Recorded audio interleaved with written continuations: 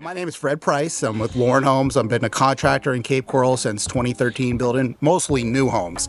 And when you start building new homes, you're always busy. You're always sort of running around. You're always looking for the next potential sale, potential build, and the way I got involved with Builders Care was really through my architect, who's been a big part of this Builders Industry Association. And Annette's, a lovely lady. She draws a lot of my houses for us that we end up building. And she reached out and she said, "Hey, I got this project. Here's a situation. We're looking for a contractor that's reputable that could, help us out and sort of take the project from start to finish." So apply for the permitting. Builders Care takes care of all the funding in regards to the material that goes in there. Though, so we really need some time and some effort and some oversight of what's happening. When she told me the situation here, I was like, wow, this is something definitely we have the time and want to get involved with, to try to help this family out. It's a not horrible, but it's a hard situation for a mother. It's a hard situation for Riley being that way. So anything that we could do to potentially make their lives a little bit easier and a little bit better, I think is part of our obligation and our moral obligation, and something that we, feel passionate about.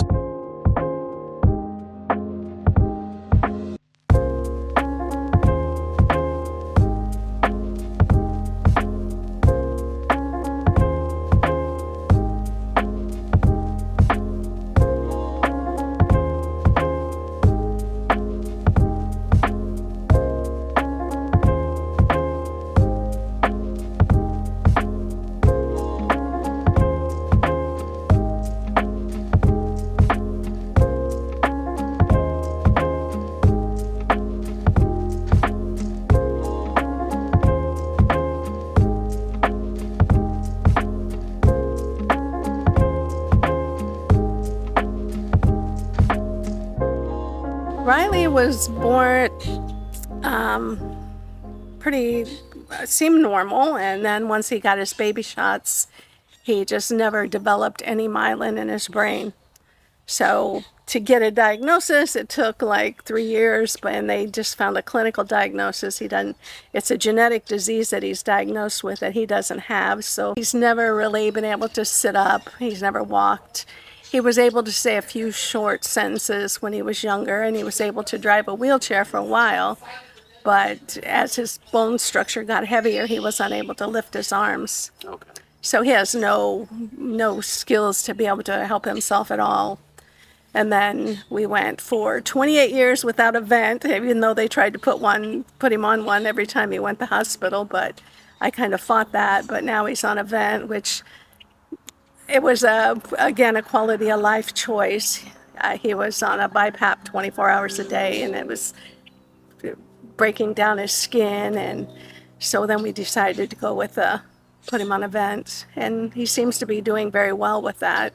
He seems more comfortable because he had a lot of anxiety with the BiPAP. But things he enjoyed, I always took him to every ball game and soccer match and cheerleading practice with my other children. And he really enjoyed that, and those days are gone. I mean, they're all grown up now anyway, not doing that, but the grandkids are coming along, and the fact that if I can get him in his chair and get him out of the room, myself, would not have to wait on other people, it would be really amazing. The bedroom is going to end up being 12 feet, and that is the existing closet wall on the other side of the room there. Okay. And we're going to capture all of that closet and extend in the existing footprint. This bathroom shower is going to extend into the closet. Okay. And then we're going to be taking another foot out of the front bedroom and removing that closet to get a toilet room so that there's privacy. Okay. So that is the scope. So you'll have a little bit of tear up that you're going to have to do in this area to get the shower in there. Mm-hmm. And relocate the plumbing line, and then you'll go back, okay, the 7'2", and then you go into the transition into the toilet room. I'm assuming we'll probably just drywall this all the way up to the ceiling there? Or do you want that open? I had a friend that got flooded out during Ian, and she was searching for ways because she knew it was really obstructive to get in there, and she was here once when the ambulance came and saw how difficult it is. And then each day for showers was hard. So she went through and kind of looked through everything, trying to find a source to help get it because I couldn't afford it. And she found Builders Care, and I wrote them a letter. And we were contacted back and finally selected, which was amazing. And they did the fundraiser, and I got to see a little bit of the video from that, and they did a really good job with that. It was really amazing how generous the people were. And I obviously want to thank everyone that was involved because they did do some great donations, and it's amazing how people can be when the world's kind of in a tough spot. It's just heartwarming. And it's been a really good process. I've had different people come in, take a look at the project. We did have to rework it once, which I just, being that cramped, it's just nice to even think about having space so he can get in his shower, he can get in his chair. Maybe I can get him out. He's pretty much bedbound and can't get out of there at all. And he's 33 years old. He's still young and would like to be outside, see the trees, you know, if I can bring him out here, but I can't lift him to get him in his wheelchair.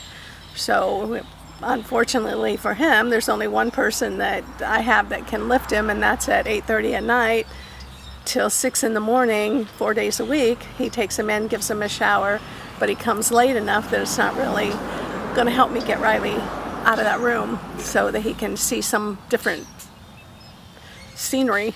So this is going to be a pretty amazing process. So this is step one of coming out here to sort of look at what we have to do and setting realistic expectations, because sometimes people that draw things up in plans and stuff like that think things get done a lot quicker than sometimes they do, and then when you get out in the field, what really happens out there. So trying to be transparent, trying to explain to them what the process will be, putting the right people together to finish out a project, and hopefully once we're done with that, they're happy and their lives are a little bit better than when we first started off, you know. So